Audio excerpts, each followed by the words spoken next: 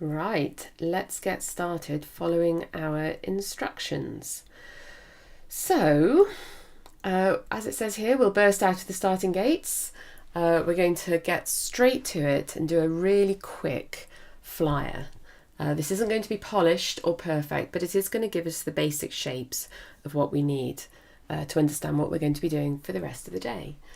So let's follow the instructions.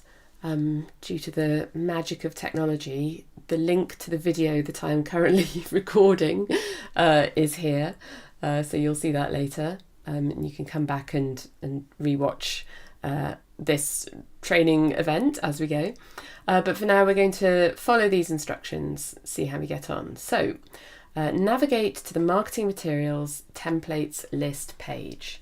So I've given you a link that you can click on and follow, but we'll do it kind of manually through the interface so that you can see where we're going.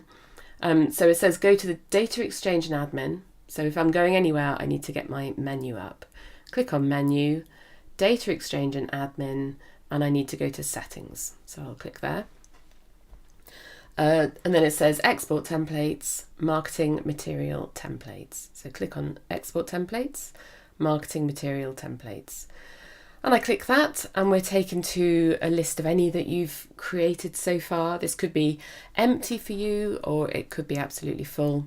But for me, I've got a few that I've been working on. But the instructions say to click add template, which I'll do, and give it a name and choose the design. So Emma's first flyer, which it clearly isn't. And then the design name, it says choose the design name, customize your own multi-work, multi-column. So these are going to be PDFs that have lots of works on them, not just one, like an advanced information sheet. That is enough for now. We're going to press save on that. And then the instructions say click save and click the link that appears in the list to go to the edit page of your new template. So I'll click that link. Here I am, and it says optionally choose a batch from the preview drop down. So this is the preview drop down here, and I'm going to choose my cats with covers option there. And that's a batch that I've set up previously. It's all of the cat books that we have that have got covers, so I'm going to be safe looking at that. Great. Step number 2. Customize the layout. And so this is the default that's loaded there. Step number 2, customize the layout. So it says scroll to the customize your own layout options, click the edit button. So make that a shade bigger so that we can see what's going on. Customize your own layout options, lovely. Click the edit button, just there. And it says make the following changes. So we want to have 8 records to display per page. 8. We want to have 4 columns to appear per page. So you can see we're in our mind's eye, we're thinking we want 8 records on a page and we want them arranged into 4 columns. It then says move the cover width slider all the way to the right. Bring. Then it says some pagination options. And we're going to start pagination at page 2.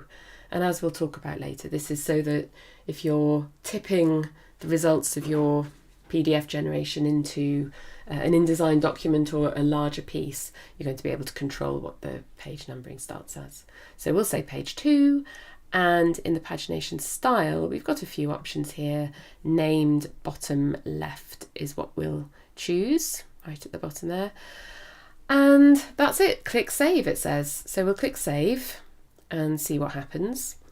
So every time we click save, the preview is going to rerun and the PDF as it stands is going to appear in preview mode on the right hand side of the page. And so that's what I've told it to do there. I've got 1, 2, 3, 4 columns per page as instructed, number of columns per page.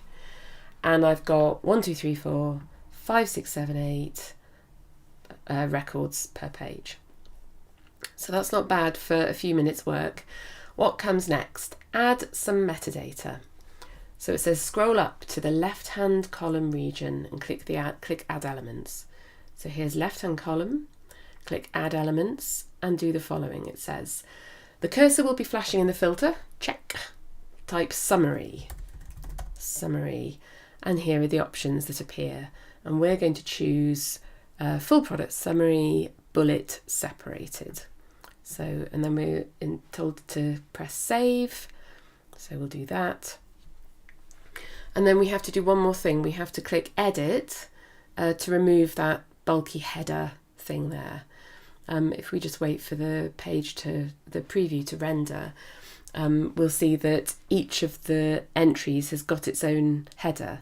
Now, we don't need that on this flyer, and we can disappear it entirely. So I'm going to blank that out. And in fact, it says leave blank and save to omit the heading entirely.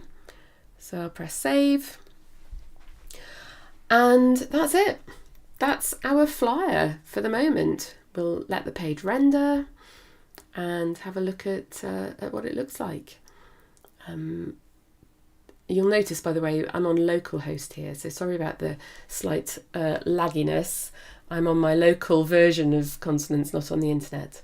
But there we have. We have our covers, and we have this summary, product summary, bullet separated, for each entry.